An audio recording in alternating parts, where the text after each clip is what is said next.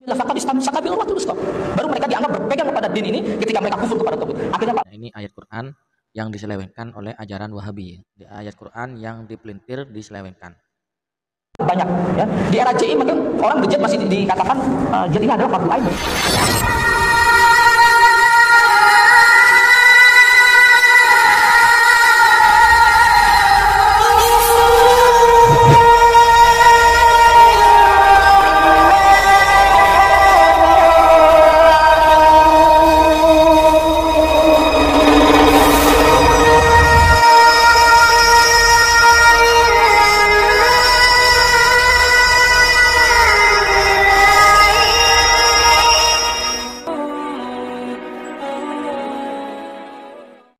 Assalamualaikum warahmatullahi wabarakatuh. Bismillahirrahmanirrahim. Alhamdulillahirabbil alamin.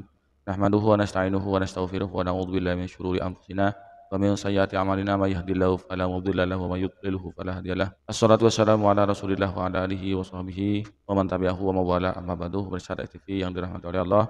Alhamdulillah di kesempatan kali ini kita jumpa lagi. Mudah-mudahan kita senantiasa mendapatkan lindungan dan rahmat dari Allah, juga mendapatkan taufik dan hidayahnya. Amin ya rabbal alamin.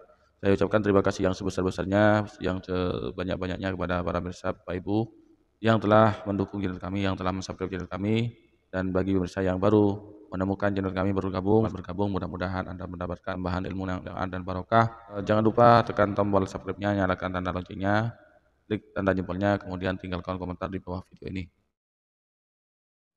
Bapak Ibu pemirsa TV yang dirahmati oleh Allah, di kesempatan kali ini kita akan menampilkan sebuah video di mana video ini sudah agak lama ya, tentang pengakuan dari seorang mantan TRS, yaitu Ustadz Sofyan Sauri ya.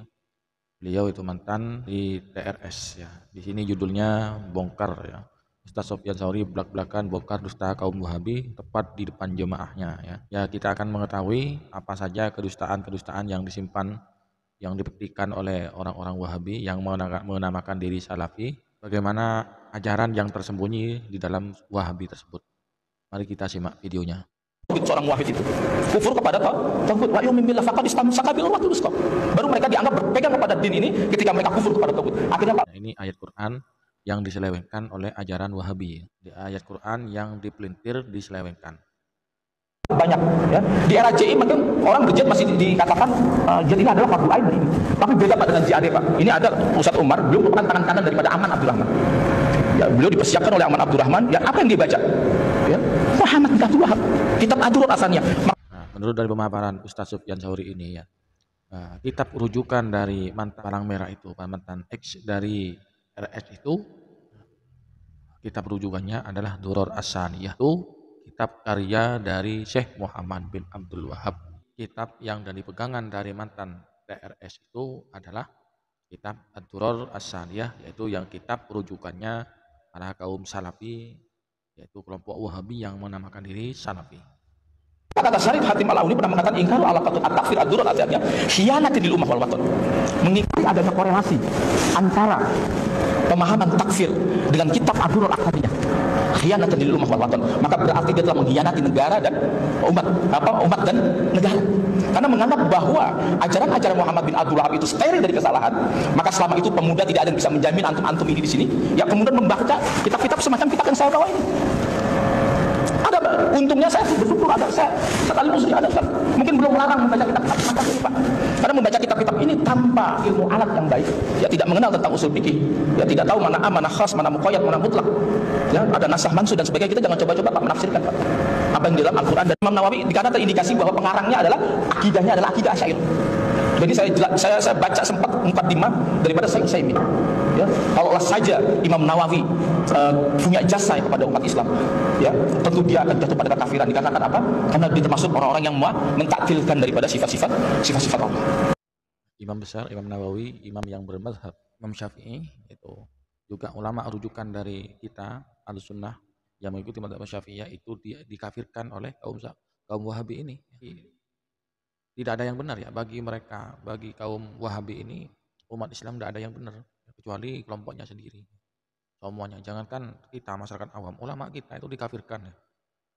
ulama kita dikafirkan. Jangankan anak kita, orang awam. Ini yang kita khawatirkan, Pak. Kita berharap kaum muslimin ya hendaknya lebih menghormati. Ya, sebagaimana nasihat daripada Imam Az-Zahabi pernah mengatakan, yang bagi lil muslim yasta'idu min fitan. Hendaklah seorang muslim menghindari daripada fitnah la yazbabu bi fil madahil gharib, tidak menyibukkan kepada perkara-perkara yang asing di dalam sebuah mazhab, wala fil usuli wala fil furu'. Tidak saja dalam masalah usul dan masalah furu'. Dan aku tidak melihat orang-orang yang melakukan demikian dia tidak mendapatkan kebaikan, justru dia mendapatkan keburukan. Ya, yang kemudian membuat dua orang-orang soleh, ya, membuat hamba-hamba Allah saling al-adawa wal baghdha, saling membenci, saling bermusuhan. Ya, hendaknya kita hati-hati dalam mengeluarkan beberapa statement-statement di kalangan kaum muslimin. Ya, mungkin ini Pak yang bisa saya ini kan, yang saya sampaikan, saya terserah nanti. Ya, tetapi yang jelas Sanusi bisa membaca kitab yang saya bawa ini, ya terkait bagaimana mereka Suud bin Abdul Aziz, ya itu penguasa ketiga keamiran setelah Abdul Aziz bapaknya, lalu bapaknya Muhammad bin Suud, ya itu kemudian bagaimana mereka mengatakan bahwa Mekah, Madinah dan sebagainya itu adalah min anwa'i syirik, ya boleh ditumpahkan darahnya dan sebagainya. Wallahu alam, kita tidak bisa melihat hanya perkataan Muhammad bin Abdul Wahab kalau kita bicara Aimatun Najdiyah, tapi kita juga harus melihat para ulama-ulama sampai berdirinya negara Saudi, dan sampai kemudian mereka bergabung dengan Inggris untuk memerangi Turki dan menjatuhkan Turki Utsmani.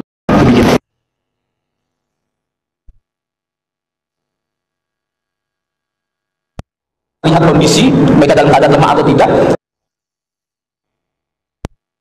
Jadi sedikit ya, tidak terlalu banyak, cuman cukup memberikan penjelasan kepada kita, cukup memberikan gambaran bahwasannya ajaran Syekh Muhammad bin Abdul Wahab ini ya terdapat banyak syubhat, terdapat banyak kesesatan di dalamnya, yaitu diantaranya yaitu mengkafirkan umat Islam yang tidak mengikuti ajarannya, ya bahkan imam tidak tanggung-tanggung, imam Asy-Syafi'iyah, ulama Asy-Syafi'iyah itu juga dikafirkan, termasuk Imam Syafi'i, ya.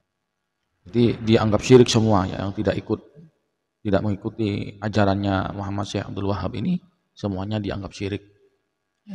Ini tertuang dalam kitab Ad-Durar As-Saniyah, bisa dicek di sana biar kita itu yang menjelaskan hal ini biar tidak dikatakan bid'ah. Para kaum muslimin muslimat, Bapak Ibu pemirsa TV rahimakumullah, marilah kita pandai-pandailah memilih guru, memilih teman, ya.